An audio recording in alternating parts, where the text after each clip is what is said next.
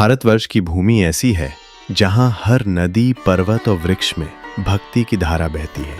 यहाँ परंपराएं केवल संस्कृति नहीं बल्कि जीवंत अनुभव है। ऐसी ही एक परंपरा है कांवड़ यात्रा। हर सावन मास में उत्तर भारत के गांव शहरों से निकलते हैं लाखों कांवड़िए, कंधे पर कांवड़ लिए, जिनमें होता है गंगा जल, और लक्ष्य होता है अपने आराध्य भगवान शिव को जल अर्पित करना। लेकिन क्या आपने कभी सोचा है ये कांवड़ यात्रा शुरू कब हुई? सबसे पहले किसने की और क्यों? आइए इस रहस्य और श्रद्धा से भरी कथा को जानते हैं। एक कथा वाचन शैली में यह बात है त्रेता युग की। भगवान श्री राम उस समय अयोध्या के राजकुमार थे। पिता दशरथ की आज्ञा से वे वनवास गए। वन में रहते हुए उन्होंने ऋषियों के दर्शन किए, वनवासियों से प्रेम किया और प्रकृति के साथ एकाकार हो गए। एक दिन वे त्रिकूट पर्वत के पास एक आश्रम में ठहरे। वहाँ ऋषियों ने उन्हें बताया कि सावन का महीना आरंभ हो चुका है और यह भगवान शिव की पूजा का विशेष समय होता है। श्री राम का हृदय शिव भक्ति से ओतप्रोत था। वे स्वयं शिव के परम भक्त थे। तभी उन्होंने संकल्प लिया, मैं स्वयं चलकर गंगा जल लाकर भगवान शिव का अभिषेक करूंगा। श्री राम ने अपने कंधों पर कांवड़ उठाई, 2 मटके, जिनमें से एक में गंगा जल और दूसरे में शुद्ध जल भरा गया। वह पैदल चलते गए। सावन की वर्षा, कीचड़, घने जंगल, उबड़ खाबड़ रास्ते, लेकिन श्री राम रुके नहीं।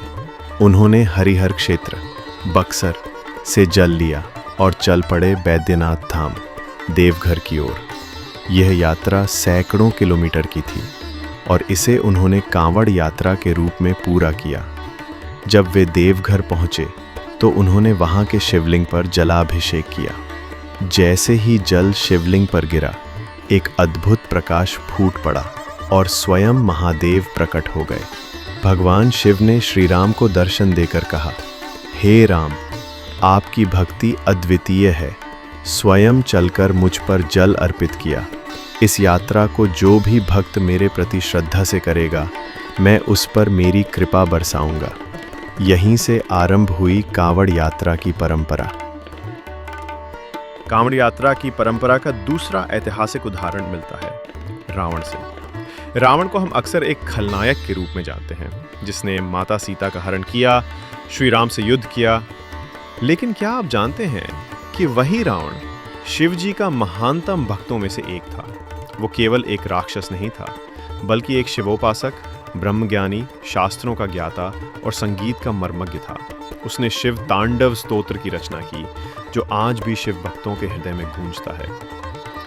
रावण ने एक बार सोचा कि अगर मैं भगवान शिव को प्रसन्न कर लूं और उन्हें लंका में स्थापित कर लूं, तो लंका अजेय हो जाएगी। उसने कैलाश पर्वत पर जाकर अत्यंत घोर तपस्या की। कहा जाता है कि उसने अपने 10 सिर भगवान को समर्पित कर दिए। आखिरकार जब 10वां सिर भी अर्पित कर दिया, तब शिवजी प्रसन्न हो गए। शिवजी प्रकट हुए और बोले, रावण, तुम्हारी भक्ति मुझे प्रसन्न कर गई, वरदान मांगो। रावण ने कहा, हे महादेव, कृपा करके आप मेरे साथ चले और लंका में शिवलिंग रूप में विराजमान हो जाएं।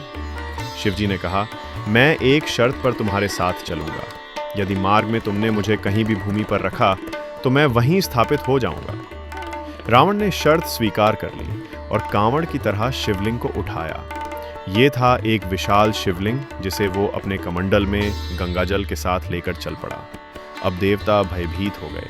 अगर शिव लंका में स्थापित हो गए तो रावण को कोई नहीं हरा सकेगा। उन्होंने भगवान विष्णु से प्रार्थना की और भगवान ने वरुण देव को आदेश दिया।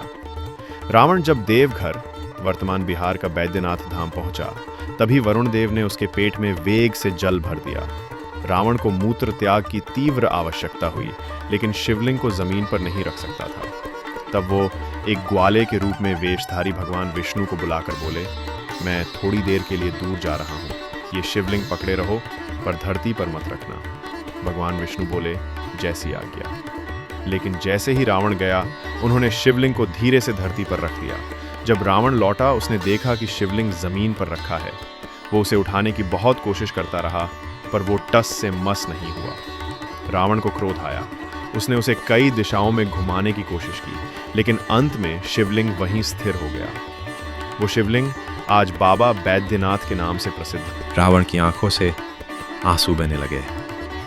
प्रभु, आप मुझसे रूठ गए? शिव जी की आकाशवाणी हुई। रावण, तुमने शर्त तोड़ी, लेकिन तुम्हारी भक्ति सच्ची थी। मैं यहीं स्थिर होके तुम्हारी भक्ति को अमर कर रहा हूं। आज भी लाखों कांवड़िए सुल्तानगंज से गंगा जल लेके देवघर के बाबा बैद्यनाथ तक नंगे पांव चल के शिवलिंग पर जल चढ़ाते हैं। और ये यात्रा रावण की उसी यात्रा की स्मृति है। इसलिए बाबा बैद्यनाथ धाम को रावणेश्वर भी कहा जाता है। रावण की कथा बताती है कि शिव केवल साधुओं के नहीं, बल्कि हर उस आत्मा के देवता हैं जो सच्चे मन से उनकी शरण में आता है। आज की कांवड़ यात्रा, चाहे वो श्री राम की प्रेममयी भक्ति हो या रावण की उग्र तपस्या, दोनों की आध्यात्मिक विरासत को आगे बढ़ाती है। हर हर महादेव। बोलबम। ओम नमः शिवाय।